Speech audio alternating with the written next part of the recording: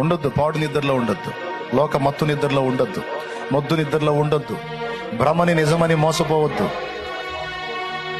అశాశ్వతమైన అనుబంధాలు స్థిరమని భ్రమించి దేవుని కంటే ఎక్కువ ప్రయారిటీ వాటికి ఇవ్వద్దు. ఇవ్వద్దు ఇవ్వద్దు ఇవ్వద్దు. దేవుని కంటే ఎక్కువ ప్రయారిటీ దేనికి ఇవ్వద్దు. దేనికి ఇవ్వద్దు. ఏ బంధానికి ఇవ్వద్దు. ఆఖరికి తల్లిదండ్రుల అనుబంధమైన, బిడ్డల అనుబంధమైన కొట్టి పక్కనేమన్నాడు. ఎంత పర్ఫెక్ట్ గా చెప్పాడో చూడు.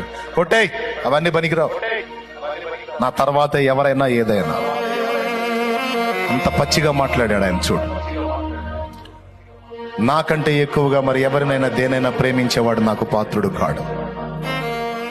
ఆఖరికి నీ ప్రాణంతో సహా నాకంటే ఎక్కువగా నీ ప్రాణాన్ని కూడా నువ్వు ప్రేమించడానికి లేదు. అర్థం చేసుకొని మనం దేవుని వైపు తిరుగుదాం.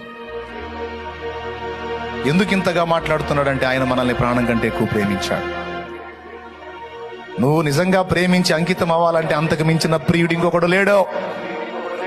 నువ్వు నిజంగా ప్రేమించి అంకితం అవ్వాలంటే, నీ హృదయం అంతా అప్పచెప్పాలంటే ఆయనకి మించిన ప్రేమికుడు ఇంకొకడు లేడు. నిన్ను నిర్మించిన వాడు, అనుక్షణం నిన్ను నీడవలే కాపాడిన వాడు, నీ పాపాల కోసం మహిమను వదిలిపెట్టి ఈ మట్టిలో కొన పాపివైన నీ కోసం వచ్చి రక్తసిక్తమై ఉమ్ములు సహించి ఘోరమైన కొరడా దెబ్బలు తిని